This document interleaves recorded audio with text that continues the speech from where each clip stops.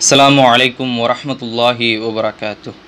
அல்ஹம்துலில்லாஹி வஹ்தஹ் வஸ்ஸலாத்து வஸ்ஸலாமு அலா மல்லா நபிய பஅதஹ் வபாத். அன்புள்ள சகோதரர்களே சகோதரிகளே, உங்கள் அனைவரின் மீதும் அல்லாஹுவின் சாந்தியும் சமாதானமும் உண்டாகட்டுமாக. அன்பார்ந்தவர்களே, இறுதி இறை தூதர் நபிகள் நாயகம் ஸல்லல்லாஹு அலைஹி வஸல்லம் அவர்களுடைய வாழ்க்கையில் நிறைய படிப்பினைகளும் ஆச்சரியமிக்க சம்பவங்களும் அழகிய முன்மாதிரிகளும் இருக்குது.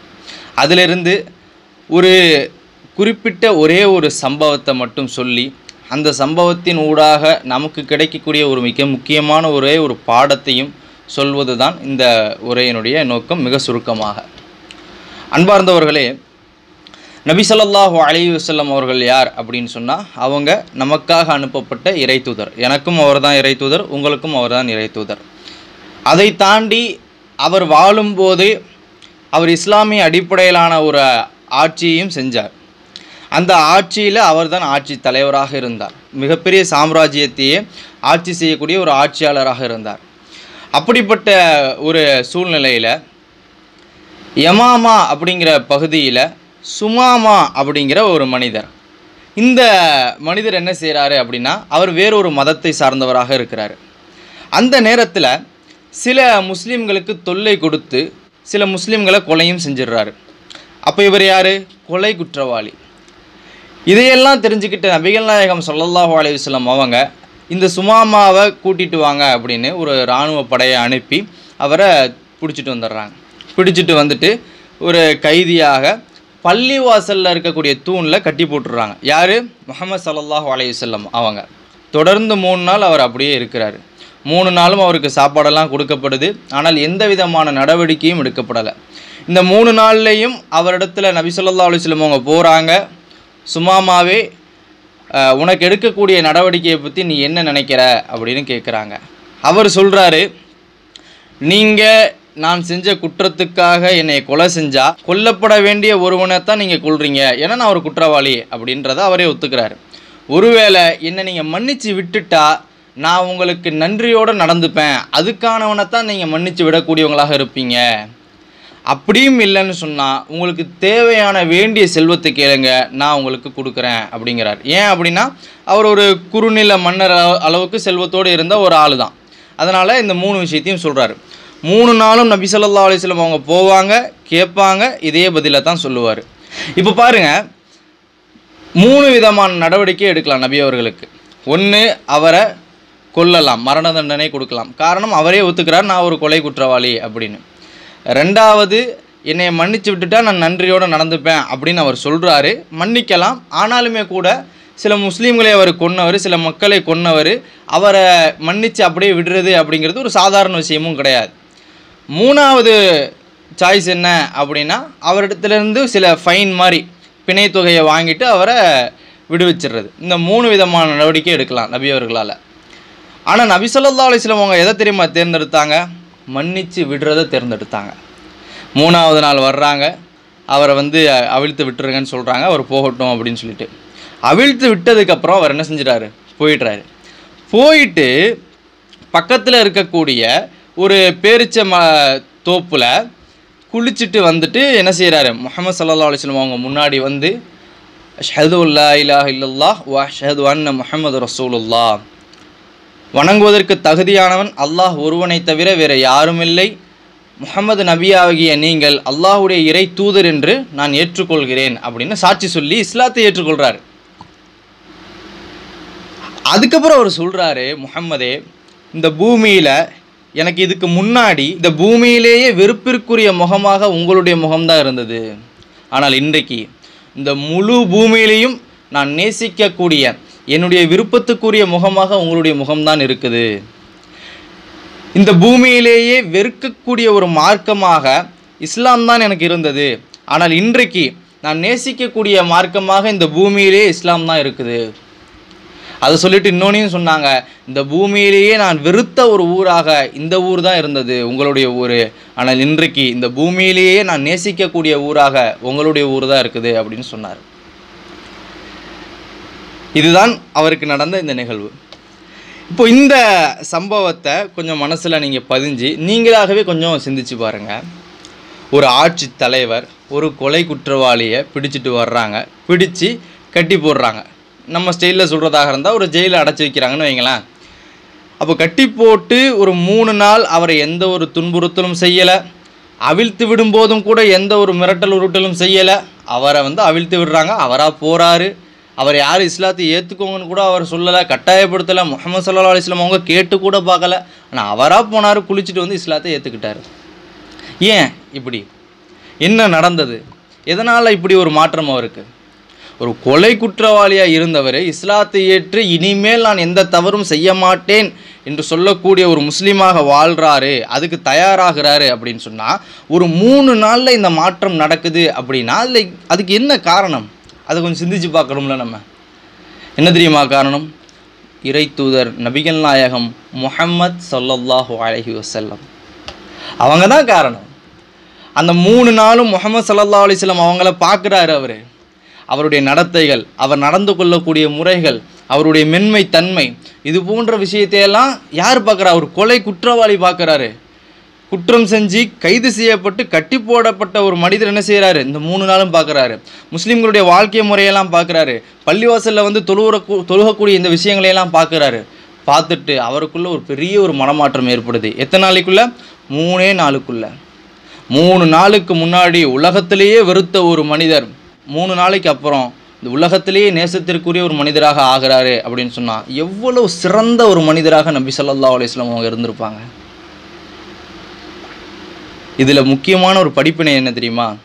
எங்கேயோ இருந்த சுமாமாவுக்கு ரலியல்லாஹு அன்ஹு, அல்லாஹ் அவரை புரிந்து கொள்வானாக, திருப்திப்படுவானாக, எங்கேயோ இருந்த சுமாமா ரலியல்லாஹு அன்ஹு அவங்களுக்கு முஹம்மது ஸல்லல்லாஹு அலைஹி வஸல்லம் அவங்கள பார்த்து அல்லது கேள்விப்பட்டு வெறுப்பாக இருந்தது.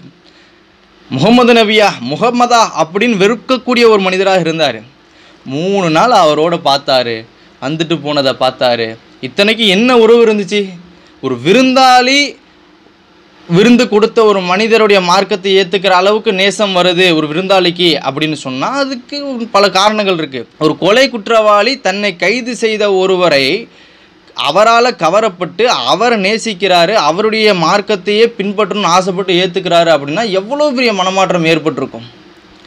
இதை நான் ஏன் சொல்கிறேன் அப்படின்னு சொன்னால், எங்கேயோ இருந்த ஒரு சுமாமா அப்படிங்கிற ஒரு மனிதருக்கு, முகமது நபியை வெறுத்த ஒருத்தருக்கு, இஸ்லாமிய மார்க்கத்தை வெறுத்த ஒருவருக்கு, முஸ்லீம்களெல்லாம் வாழக்கூடிய ஒரு இடத்தையே வெறுத்த ஒருத்தருக்கு அந்த மக்களுக்கு பக்கத்தில் அருகாமையில் அவங்களுடைய வாழ்க்கை முறையை பார்க்கும்போது, அந்த இஸ்லாமிய மார்க்கம்னா என்ன அப்படிங்கிறத பார்க்கும்போது, முஹம்மது ஸல்லல்லாஹு அலைஹி வஸல்லம் அப்படிங்கிறவர் யாருங்கிறத கண்ணுக்கு நேரம் ஒரு 3 நாளைக்கு தொடர்ந்து பார்க்குற நேரத்தில்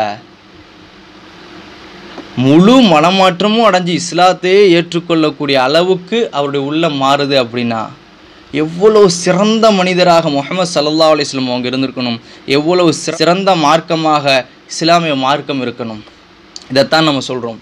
நீங்கள் மீடியாவில் பார்த்தீங்கன்னா இஸ்லாம் உங்களுக்கு வெறுப்பாக இருக்கலாம். மீடியாக்கள்லேயும் இந்த ஊடகங்கள்லேயும் முஹம்மது ஸல்லல்லாஹு அலைஹி வஸல்லம் அவங்கள பற்றி வெறுப்பு பிரச்சாரம் செய்யும்போது உங்களுக்கு அவங்க மேலே வெறுப்பு தான் வரும். நபிகள் நாயகமா அப்படின்ற வெறுப்பு உங்களுக்கு இருக்கலாம். ஆனால் திறந்த மனதோடு முஹம்மது ஸல்லல்லாஹு அலைஹி வஸல்லம் அவங்கள பற்றி நீங்கள் படித்து பாருங்கள். மிக சிறந்த மனிதர் முஹம்மது நபி. அவங்க இரக்கமுடையவங்க, கருணை கடல்னு சொல்லலாம். இறக்கமுடையவங்க, ஒரு குருவிக்கு கூட மனம் நோகக்கூடாது அப்படிங்கிறதுல உறுதியோடு இருந்தவங்க, அப்படிங்கிறது விஷயத்தில் கண்டிப்போடு இருந்தவங்க. சின்ன பிள்ளைங்க அவங்களோட அன்போடு பேசக்கூடியவங்க, பெரியவங்களாக இருந்தால் அவங்கள மதித்து நடக்கக்கூடியவங்களாக இருந்தாங்க. கடன் கொடுத்தவங்களாக இருந்தால் கடன் கேட்கக்கூடிய உரிமை உங்களுக்கு இருக்குதுன்ற அந்த உரிமையை கொடுத்தவங்க. பெண்களாக இருந்தால் அவங்களுக்கும் நீதம் காட்டணும், அவங்களுக்கும் இரக்கம் காட்டணும், அவங்களுக்கு உண்டான உரிமைகளை கொடுக்கணும் அப்படிங்கிற விஷயத்தில் நீதத்தோடு நடந்து கொண்டவங்க. எல்லா விதத்திலையும் தன்னுடைய மகள் தவறு செஞ்சாலும் அதையும் நான் தட்டி கேட்பேன் என்ற ஒரு சிறந்த ஆட்சியாளராக இருந்தவங்க. முஹம்மது ஸல்லல்லாஹு அலைஹி வஸல்லம் அவங்களுடைய வாழ்க்கையை நீங்கள், உண்மையான வாழ்க்கையை நீங்கள் படித்தீங்கன்னு வைங்களேன், அவரை விட உங்களுக்கு நேசத்திற்குரியவராக யாருமே இருக்க மாட்டாங்க. உங்களுடைய தாய் தந்தையை விட அவரை நீங்கள் நேசிப்பீங்க. அதுதான் முஹம்மது ஸல்லல்லாஹு அலைஹி வஸல்லம். உங்களுடைய முழு வாழ்க்கையையும் விட, உங்களுடைய இன்பங்களை விட நீங்கள் இந்த மார்க்கத்தை நேசிப்பீங்க. அதான் அல்லாஹுடைய மார்க்கம் இஸ்லாம். நீங்கள் நெருங்கி பார்க்கணும் இஸ்லாமியர்கள் எப்படி வாழ்கிறாங்க. சில இஸ்லாமியர்கள் தவறு செய்யலாம், அதை நம்ம இஸ்லாம்னு சொல்லலை. ஆனால் உண்மையான மார்க்கமாகிய இஸ்லாம் என்ன சொல்லுது அப்படிங்கிறத நீங்கள் தேடி பாருங்கள், படித்து பாருங்கள், தெரிஞ்சுக்கோங்க. முஹம்மது ஸல்லல்லாஹு அலைஹி வஸல்லம் அவங்க எப்படி இருந்தாங்க, அவங்க யார், அவங்க என்னென்ன சொல்லியிருக்காங்க அப்படிங்கிறத நீங்கள் தெரிஞ்சுக்கோங்க. உங்களுக்கு முஹம்மது ஸல்லல்லாஹு அலைஹி வஸல்லம் அவங்க விருப்பத்துக்குரியவங்களாக ஆகுவாங்க.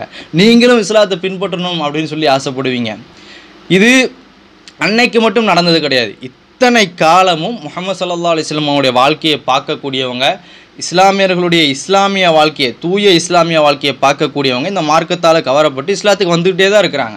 இஸ்லாத்துக்கு வரக்கூடியவங்களுக்கெல்லாம் பெரும்பான்மையான காரணம் என்ன தெரியுமா இருக்கும்? இஸ்லாமிய மார்க்கம் அவங்களுக்கு பிடிச்சிருக்கும். ஏன் பிடிச்சிருக்கும்? இறைத்தூதர் கற்றுத்தந்த மார்க்கம், இறைவன் கொடுத்த மார்க்கம், அதனால் அவங்களுக்கு பிடிக்குது. அது இப்போது 2-3 நாளைக்கு முன்னாடி கூட ஒரு சம்பவம் நீங்கள் கேள்விப்பட்டிருப்பீங்க. இந்த வாரத்துக்குள்ளே ஒரு டிவி நிகழ்ச்சியில் ஒரு வீட்டு வேலை செய்யக்கூடியவங்களுக்கும் வீட்டு ஓனராக இருக்கக்கூடியவங்களுக்கும் மத்தியில் ஒரு கலந்துரையாடல். அதில் என்ன சொல்கிறாங்க அப்படின்னா, எங்களுக்கு தண்ணி தட்டு தர்றாங்க, ஹைஜீனிக் அப்படிங்கிற பேரில் எங்களை ஒதுக்குறாங்க அப்படின்னு.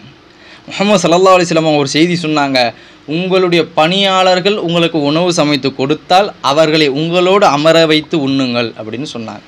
1400 வருஷத்துக்கு முன்னாடி. இதை விடவா ஒரு சிறந்த வழிகாட்டல் வேணும்? இதை நான் ஏன் தெரியுமா சொல்கிறேன்? இது போன்ற எல்லா விஷயமும் எல்லா மனிதர்களுக்கும் பிடிக்கிற மாதிரியான விஷயங்களும் முஹம்மது ஸல்லல்லாஹு அலைஹி வஸல்லம் கற்றுக் கொடுத்துருக்காங்க. இறைத்தூதர், நம்முடைய இறைத்தூதர். இது நான் சும்மா சொல்லலை. ஒரு சகோதரர் இஸ்லாத்துக்கு வந்து இன்றைக்கி இஸ்லாத்தை பிரச்சாரம் செய்யக்கூடியவராக இருக்கிறாரு. அவருடைய வாழ்க்கையில் இதுதான் நடந்துச்சு. அவங்க அம்மா வந்து வீட்டு வேலை செய்யக்கூடியவங்களாக இருக்கிறாங்க. ஆனால் அவரை என்ன செய்கிறாங்க அப்படின்னா, நீ வாடா வந்து உட்காந்து சாப்பிட்றான்னு சொல்லி அவங்களோடு சரிசமமாக உட்கார வச்சு சாப்பிட வச்சாங்க. அதனால் கவரப்பட்டு இஸ்லாத்துக்கு வந்தார். எத்தனையோ பேர் இஸ்லாத்தால் இப்படி கவரப்பட்டே வந்துக்கிட்டு இருக்கிறாங்க. ஒரு வெளிநாட்டில் நடந்த ஒரு சம்பவம்.